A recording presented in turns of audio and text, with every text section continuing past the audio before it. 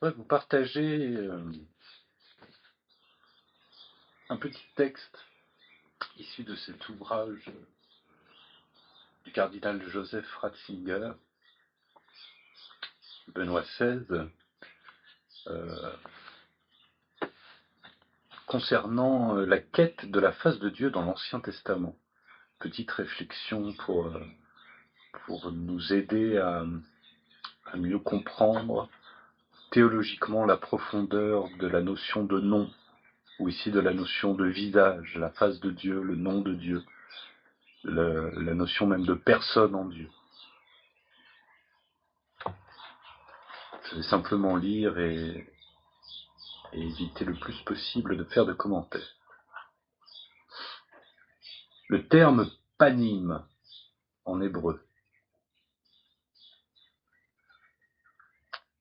qui signifie visage, apparaît environ 400 fois dans l'Ancien Testament. Près de la moitié des textes se réfèrent à un être humain ou à des êtres mystérieux, intermédiaires, comme les chérubins et les séraphins. Plus d'un quart des textes, donc une bonne centaine, se réfèrent à Dieu lui-même. Cette fréquence du terme dans toute la littérature vétérotestamentaire nous permet déjà de comprendre dans une certaine mesure l'importance de l'idée qu'il sert à exprimer. Plus loin, nous devrons aussi clarifier davantage quelques expressions caractéristiques telles que rechercher la face de Dieu, le rayonnement de la face de Dieu, etc. Comment comprendre cette nostalgie de voir dans une religion qui, en interdisant complètement les images, semble exclure totalement la vision du culte et de la piété? Que vise l'Israélite lorsqu'il cherche la face de Dieu, tout en sachant qu'il ne peut y avoir de lui aucune image? On a tenté de faire remonter tout ce champ lexical sous ses diverses formes au culte païen. Voir la face renvoie à la contemplation d'une image, la lumière de la face ou divinités astrales, etc. Ces hypothèses ne peuvent pas être vérifiées et n'ont guère trouvé de consensus auprès des chercheurs. Toutefois, on peut probablement supposer que la terminologie de la quête de la face de Dieu provient en quelque sorte du culte des images. Cela permet de voir le pas immense franchi par l'Ancien Testament. L'image est écartée, tandis que la quête de la face demeure.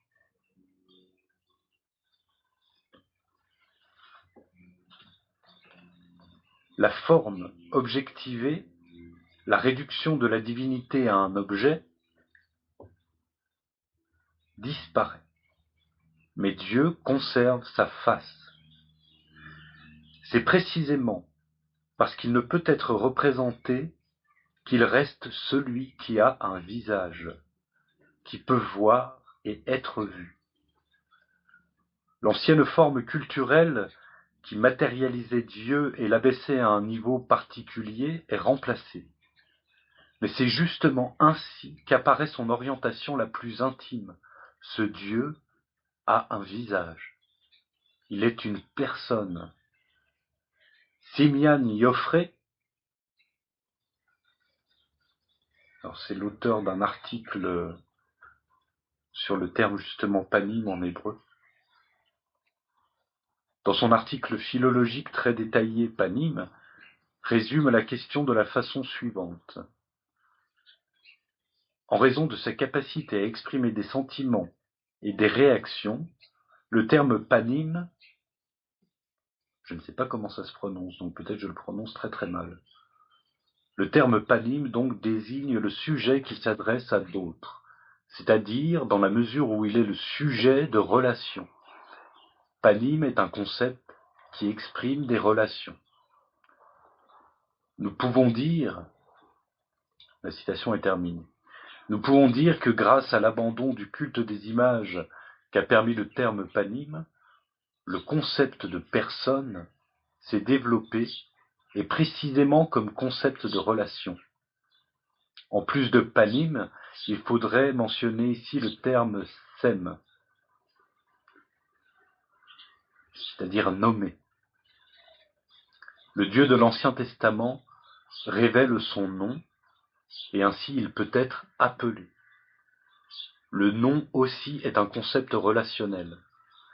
Celui qui a un nom est capable d'entendre et peut à son tour s'adresser à autrui.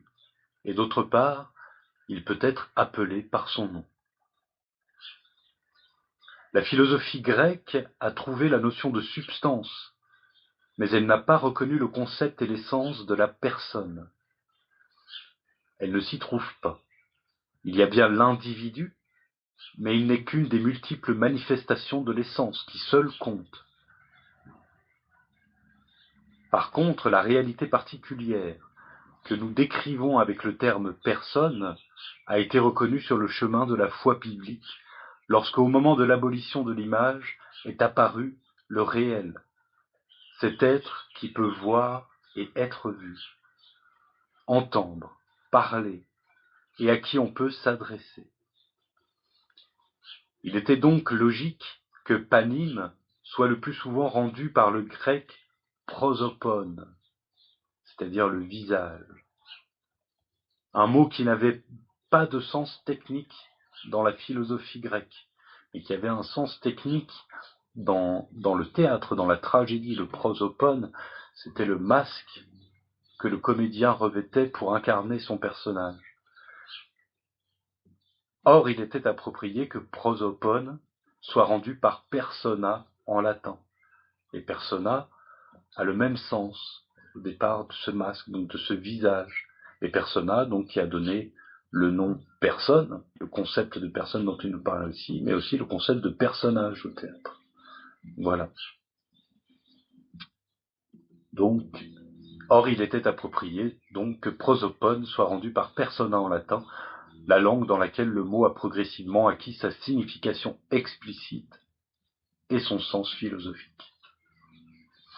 De plus, ce n'est pas un hasard si l'approfondissement de la nouvelle notion, la mise en évidence du mystère de la personne, est devenu possible précisément dans la lutte autour de la doctrine de la Trinité. Trois personnes en Dieu.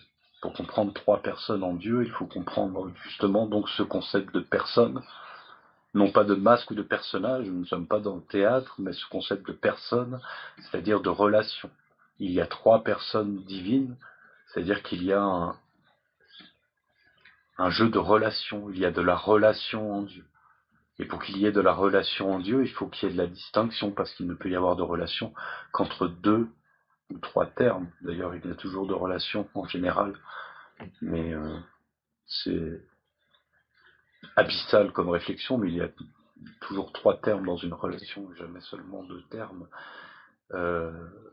Et donc il y a de la relation en Dieu. Et donc il y a de la distinction en Dieu.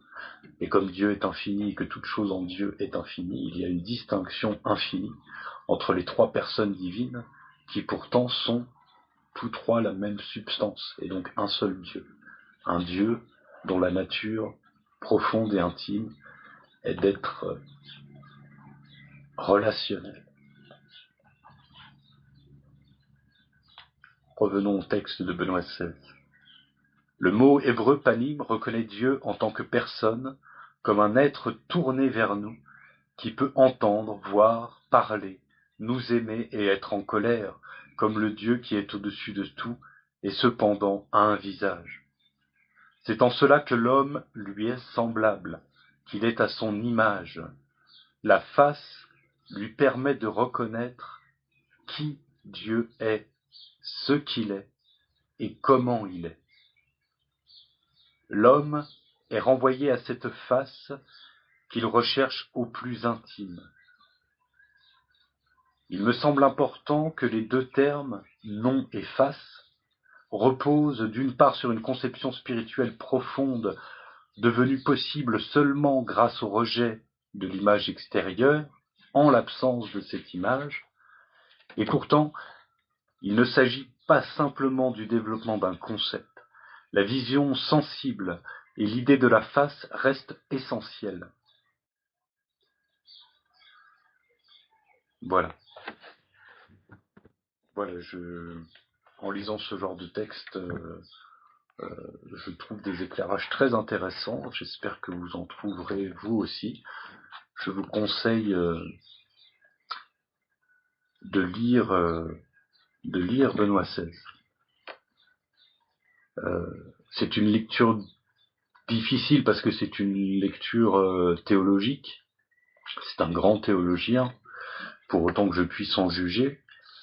Mais il a un langage très clair, il est très didactique.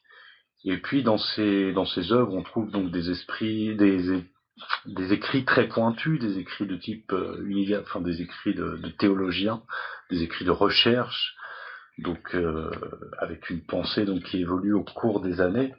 Mais il y a aussi, on peut aussi trouver ses homélies qui sont très intéressantes aussi et beaucoup plus accessibles pour chacun d'entre nous. En tout cas, je vous conseille la lecture de Benoît XVI